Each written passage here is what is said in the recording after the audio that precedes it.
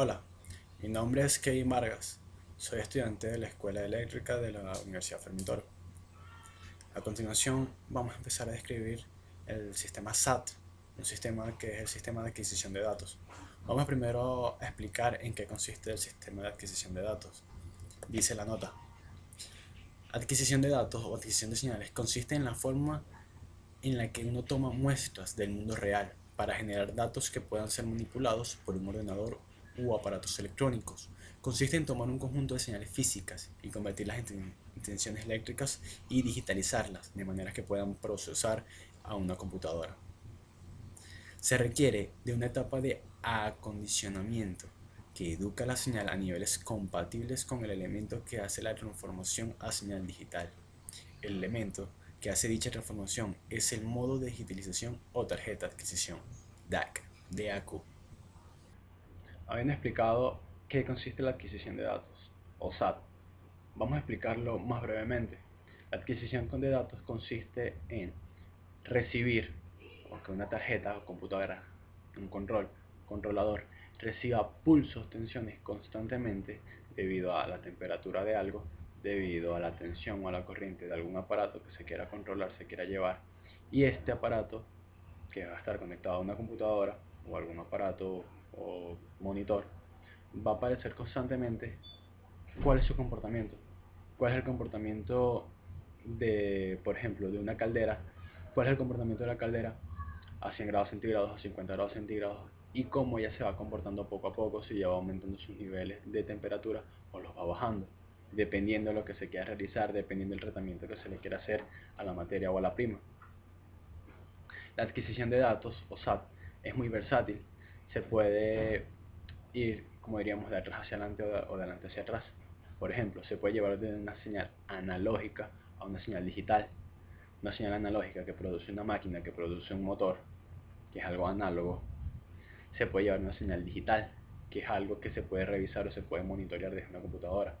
Al igual, desde una señal digital, desde uno introducir un pulso o una acción en una computadora, se puede llevar una señal analógica, que puede ser algún movimiento o algo que debe ejecutar una máquina. Por ejemplo, en las grandes empresas, antes, en las calderas, no se usaban los monitores, simplemente era un pequeño termómetro el que se veía, el que se medía, y necesitaba que el operador estuviera muy pendiente de todos los termómetros o presiómetros o barómetros de todas las calderas que haya para verificar la temperatura y la presión de ellas. Hoy en día todos esos sistemas se redujeron a una sola computadora o varias computadoras dependiendo de la cantidad de calderas van a llevar el conteo, van a llevar la presión, e incluso ya están predispuestas de tal manera que si una caldera aumenta su presión o aumenta su temperatura a cierto grado donde pueda dañar la materia prima, este aparato inmediatamente, en tiempo real y en tiempos muy cortos de respuestas, inclusive tiempos más rápidos que los de un ser humano, va a emitir una señal donde va a producir una acción donde va a bajar la temperatura y va a bajar la presión. El sistema SAT de adquisición de datos es muy utilizado hoy en día, ya que se está llevando mucho al mundo a la parte de control. Por ejemplo, en la parte de electricidad, en la parte de motores se está usando mucho. Se está instalando un controlador por motores para verificar el arranque de cada motor. De tal manera, verificar si hay una corriente, si hay un cortocircuito, cómo se está comportando el motor, si el motor está jalando la suficiente corriente que necesita y a su vez se está comportando con las suficientes revoluciones por minuto para poder este motor llevarse un buen control y se esté controlando como se debe.